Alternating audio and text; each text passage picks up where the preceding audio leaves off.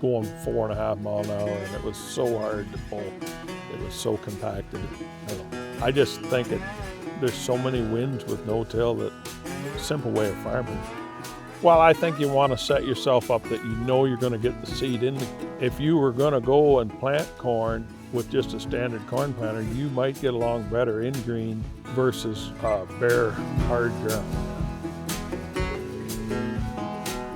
Hello and welcome to our seeding equipment series. What we're doing is going around the province talking to different producers that have different planter equipment, have been buying or refurbishing equipment, and talking about the thought process that you need to go through to make sure that you're making the right decisions, especially in light of how costly farm equipment is these days.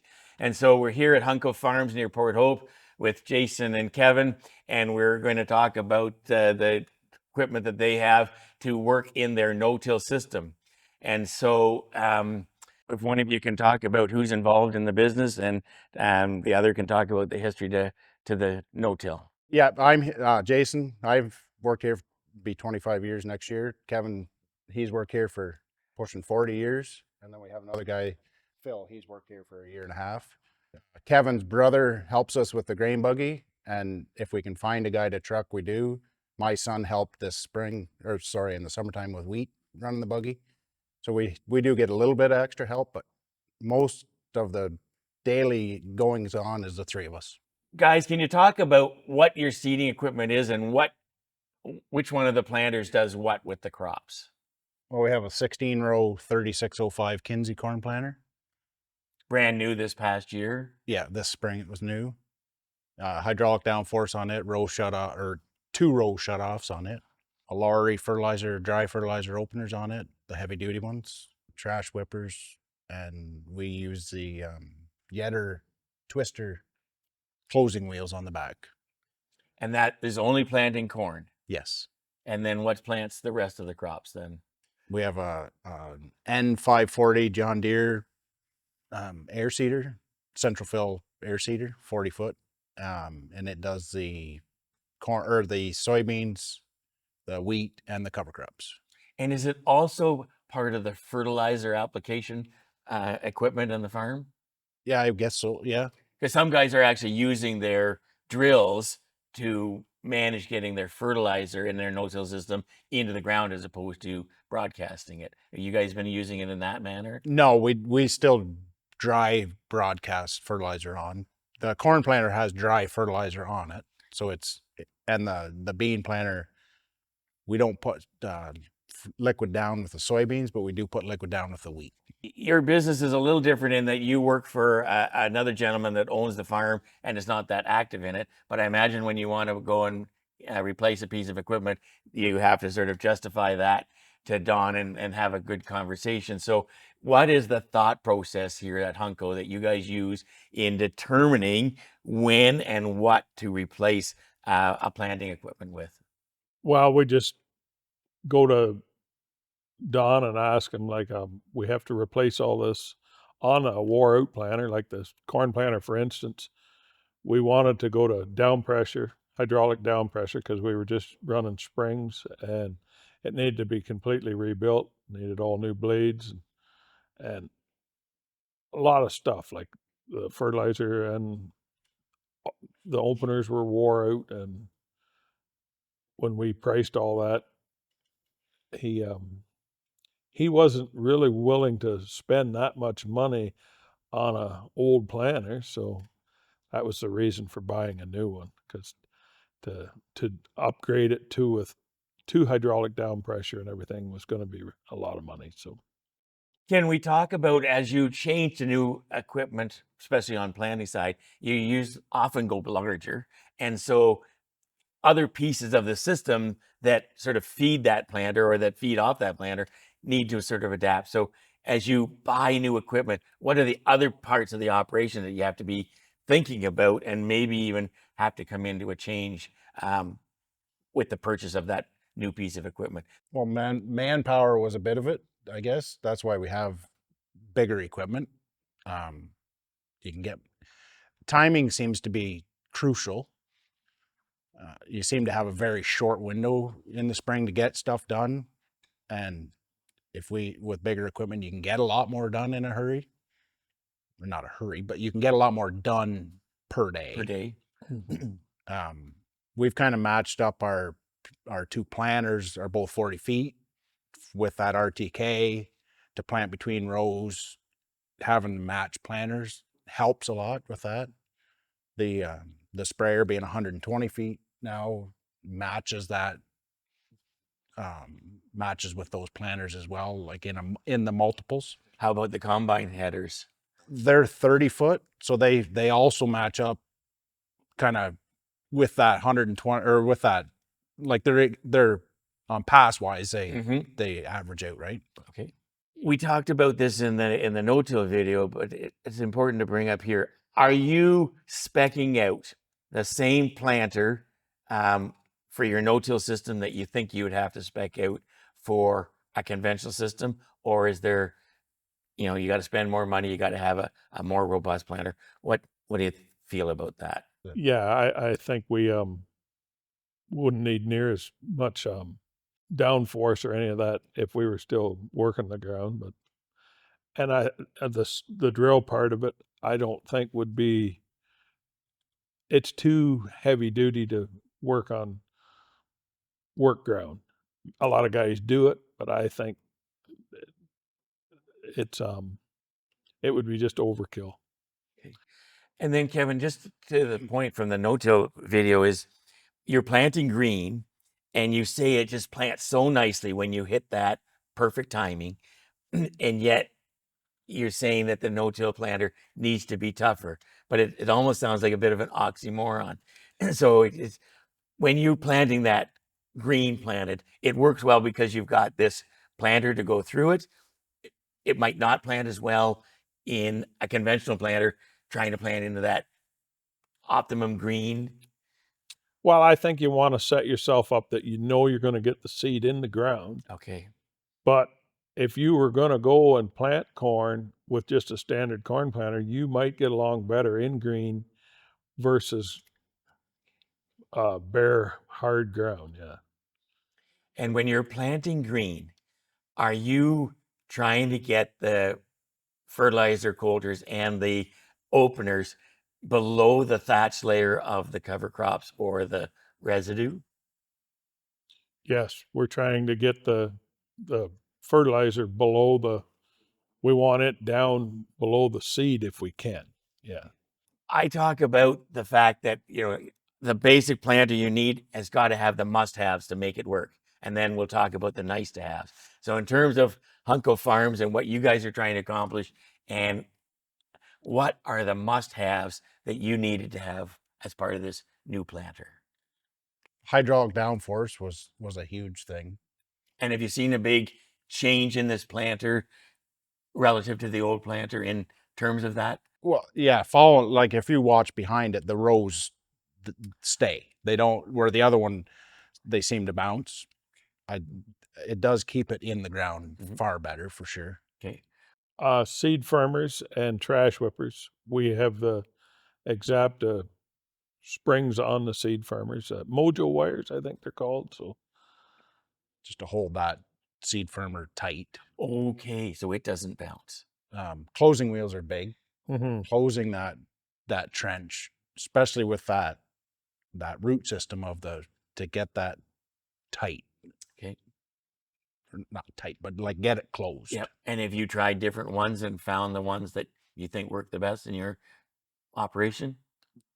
Yeah, our old planter, we had a curvatine that worked really good on really dry ground, and it worked good in like bean stubble, but as soon as it got wet, it didn't seem to work. But it was a rubber tire on one side and a curvatine on the other.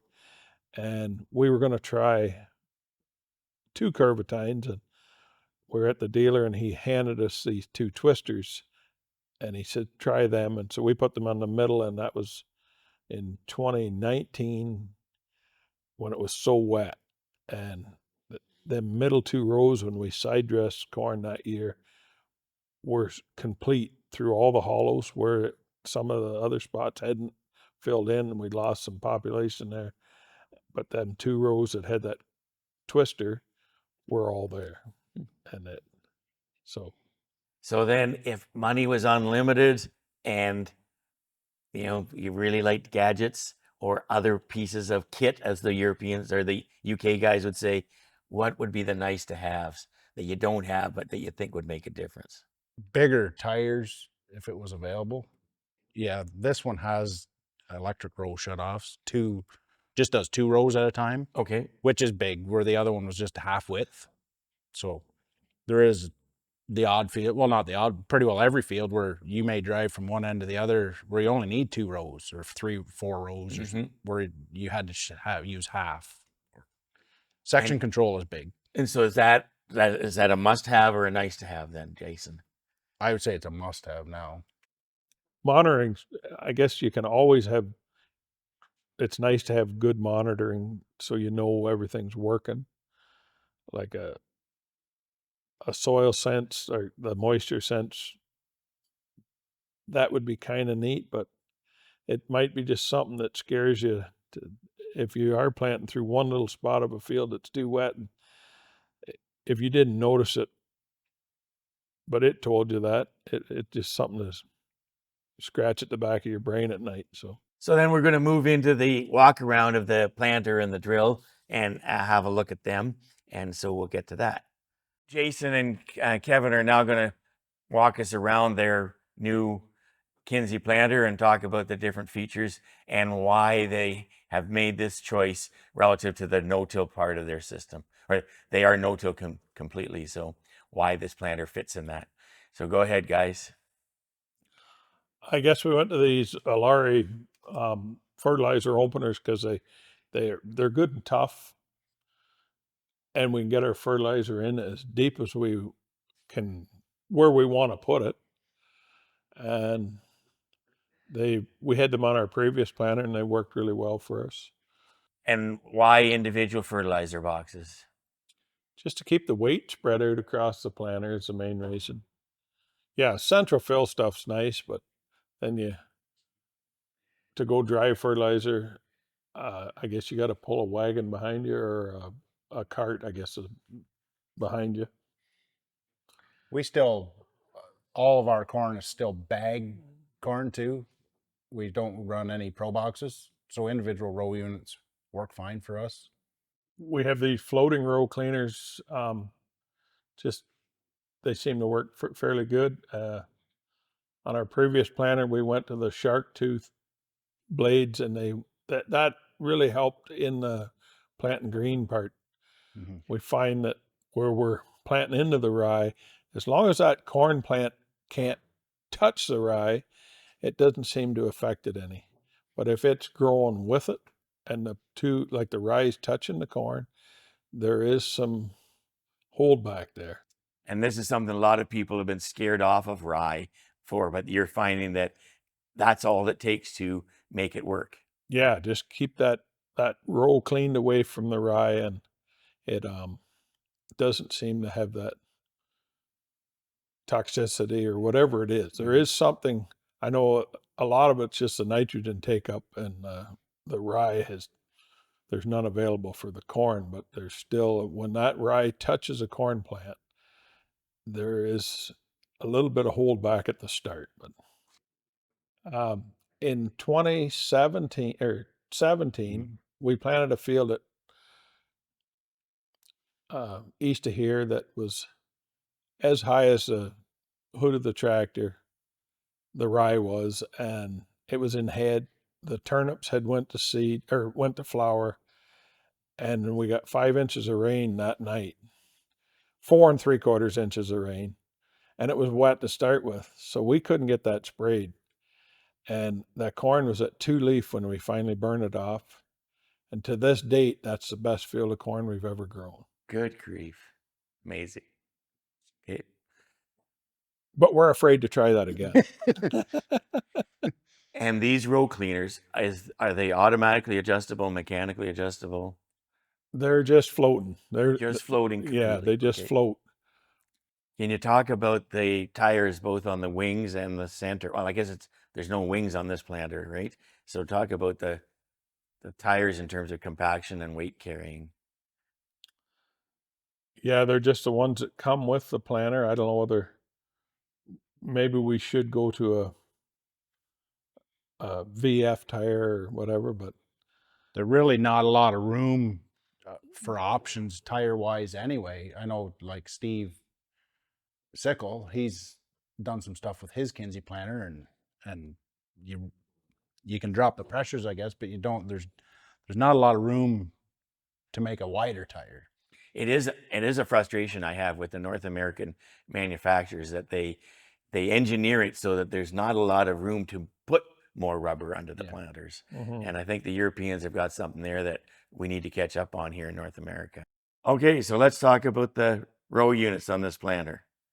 I guess they're hydraulic downforce on these. This planter, our other planter was just springs. We run the Yetter twister on both sides for closing. We run Keaton seed firmers. And I don't know, we run it's called a Mojo wire from Exapta. We put them on the Keatons to keep it tight in the trench. This is the Mojo wire, they call it. So it just stiffens that, holds that down in the trench tight. It's hydraulic drive for seed, and it has electric row shutoffs 2 at a time for section control. And I didn't notice whether it was single or double disc opener. Double disc openers. And the depth wheels are quite wide. Yes. Any thought to going to the narrower ones at all?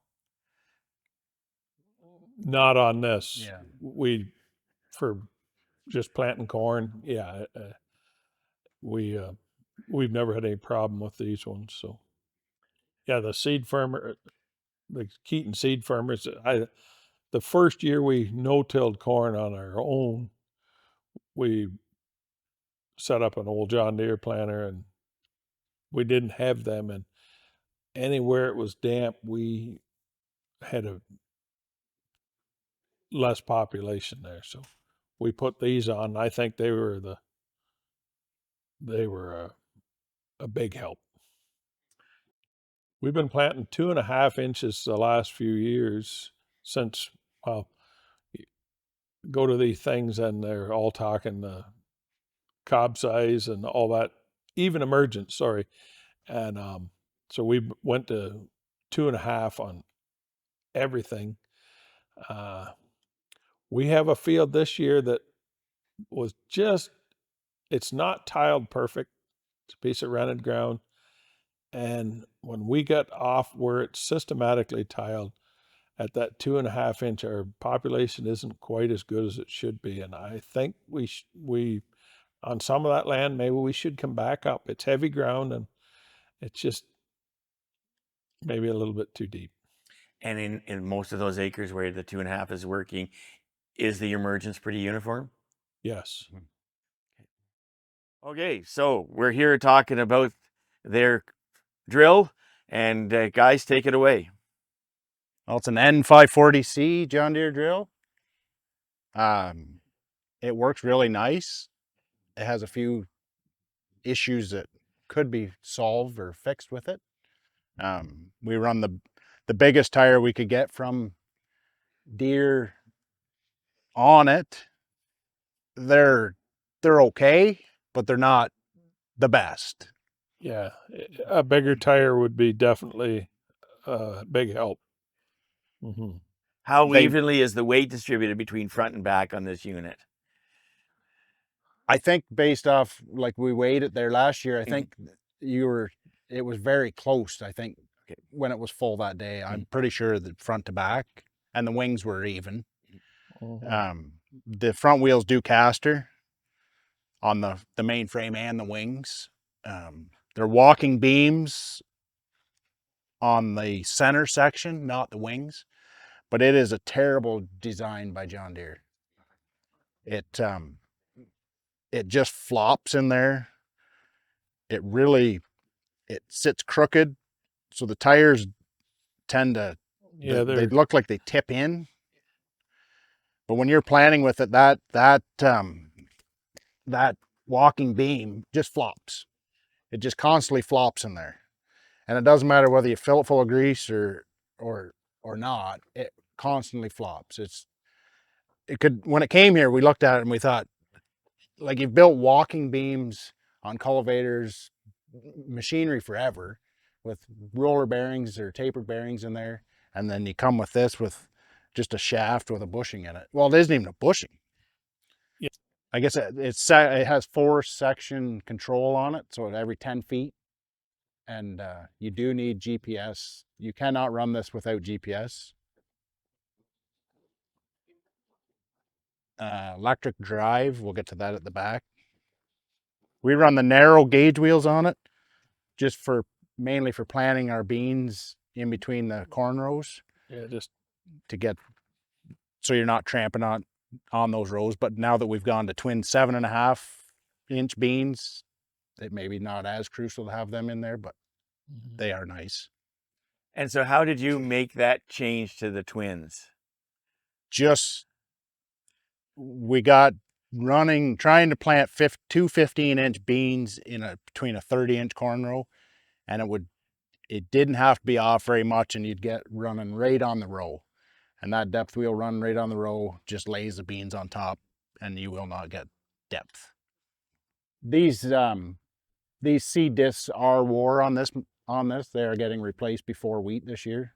The front has a little bit of a beveled edge left on it, where the rear, the beveled edge is pretty well gone. So we will not plant wheat with it like this. It needs to be sharp to plant through that trash. These seem to wear, I don't know. A lot of guys say it's corn stalks, but we've been told by a few people that it's soybean stubble that is wrecking these wheels too. Because them little soybeans that are short are so tough, right? mm-hmm. Maybe we should look into like those plastic, like Needham wheels maybe would be better. The hard plastic, I'm not sure. These are just rubber. We run the spiked closing wheels on the rear. We like them better than the smooth ones. Yeah, we had smooth ones on our old drill, and we went to the copperhead, and then John Deere's basically went to the same thing. So, and they did help a lot. Just in them days that's one part of doing these big fields is 95% of the field is ready, and there's 5% that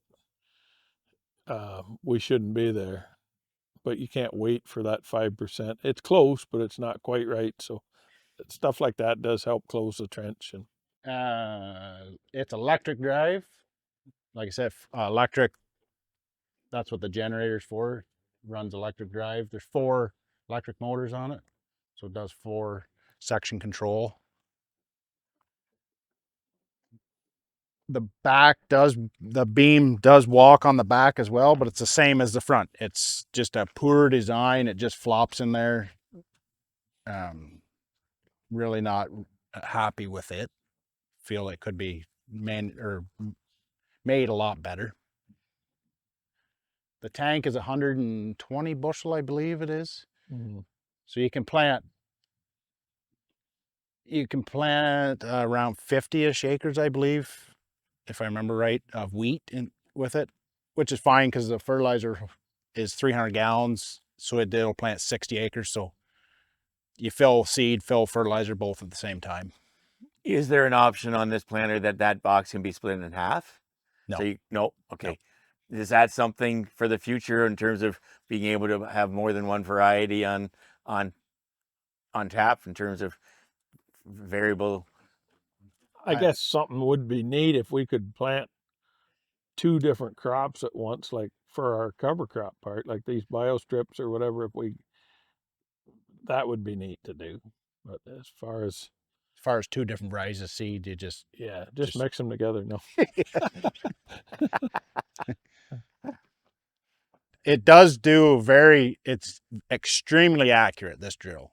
If you calibrate it when you fill it between seed variety changes, it is extremely accurate. It has scales on it. If you do that calibration, put that number in, and it says it's going to plant 50 acres, it'll plant 50 acres. It's the guessing part of that is gone now, which is very nice. You can bring it up, like if we run, everything here is Deere. So we run Operation Center, and I can dial in on my phone, do a remote display access, and I can see the display in the cab on my phone while I'm filling. So if I know I got 10 acres left to fill or plant, I can just see and run that and put 10 acres worth of seed in the drill and shut the auger off, rather than years before it looks like 10 acres and it was 20 work. If you break a Pro Box down in half, just the bottom half will slide in underneath here, and you just pop these down and take the meter out.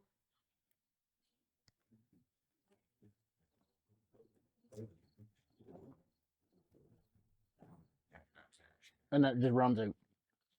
Easy.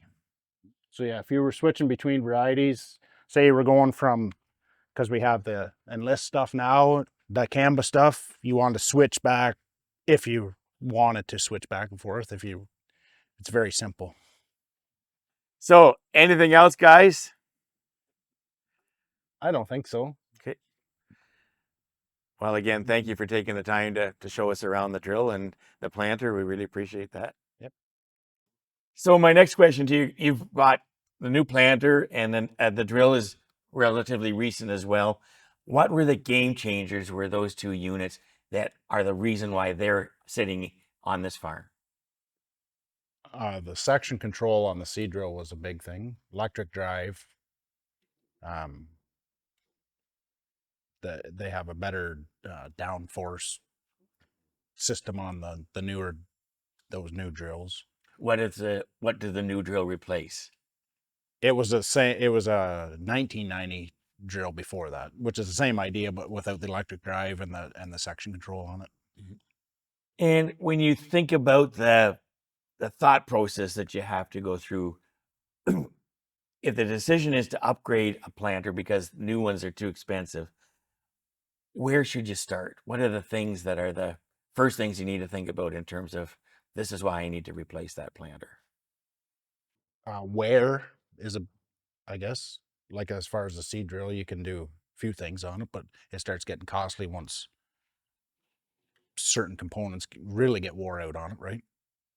Can you talk about, in previous years where you had planters or things that you changed in planters, can you think about any mistakes that you made that you wish you hadn't gone there and that others might be able to learn from not going there? On this planter here behind us, we didn't go with coulters in front of the row unit. We had that on our previous planters. We thought we had to do that little wee bit of a slot there, tillage slot or whatever, and we were a little leery whether we should go away from it, but I think it was a good choice, because that just was putting another thing on the ground that took away your down pressure. So It's interesting to think about the early days of no-till and the innovative farmers, relatively small planters in those days. And every winter they were in the shop with more stuff being added to them. And now we've been sort of in no-till long enough. People seem to be trying to unweight them, take other gizmos off of these planters and strip them down. Do you guys agree with that? Yeah, 100%. Yeah. I guess a lot of guys used to, like first no-till guys would always, like 3 coulters, you got to work that ground ahead of it, right? It essentially was a tillage and a planting implement. Yeah. And you think that we were able to do this, take stuff off and lighten them up because the ground is in better shape from the no-till time? Yeah, or it's experience too, right? Yeah, I think You'd learn from it. It's just that fear of getting over having to see the ground work black, and it's I don't think each year you just plant and you don't worry about it anymore like you used to. The first time we planted into green, it scared us. first time we no-tilled, it scared us. And when you had that first time experience, what percentage of the acres, like you didn't devote everything to that right away, did you? Or did you go cold turkey? No, like the first time we no-tilled, it was, like I say, 35 acres out of, and then corn was, that same field was the first time we did corn, and we were leery on that, but and then with planting green, we started at a couple hundred acres, and that didn't bother us either. So, and maybe we were just lucky and hit it on good years. Okay. So after that first experience, how long did it take you to throw everything into green? I think we did 200 acres in 2015 of our wheat, and then the whole, whatever we were, 900 to 1,000 acres completely done the next year with all cover crop. And no, like it just worked for you. It worked for us. Yeah. Very good. So it, as I said to you a little earlier, I've had people saying to me that the price of farm equipment has taken a bit of the fun out of farming. And so things are expensive and the decision making is much harder. Do you guys have any advice to people on what they need to be thinking about as they replace seeding equipment? I guess we've thought about a drill with a cart instead of the central fill, which would give you bigger tire options to help with the compaction issue. But some of our hills and stuff, we were worried that that the cart might get pushed in the drill too. And there's not a lot of ground like that, but there's enough ground that if it did push it sideways, it could be a very costly mess. Yep. So we've stuck with the CCS. A lot of guys say you're crazy to have CCS because of the weight and stuff, but but again, you're not working ground. You got as much rubber as you can get on it, and we wait, and you're patient. Yeah, gotcha. Okay. So relatively recent purchases on both the drill and the corn planter. Anything next in the planting department that is going to support what you guys are trying to do with your system as a whole? I guess maybe explore the option of that the trash whipper. Yeah, row cleaning thing. Yeah. So this is a unit that's built by a farm family in Quebec, and you can get them in 6 to 24 row configurations, essentially 2 sets of row cleaners stacked behind and apart from each other. And talk about how your experience when you went and saw it working with the honeys.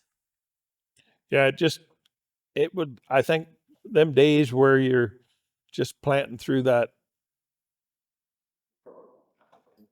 areas where the buggies run and it's got the corn stalks packed down really tight to the ground, and it's always wet under there, and you can tell that.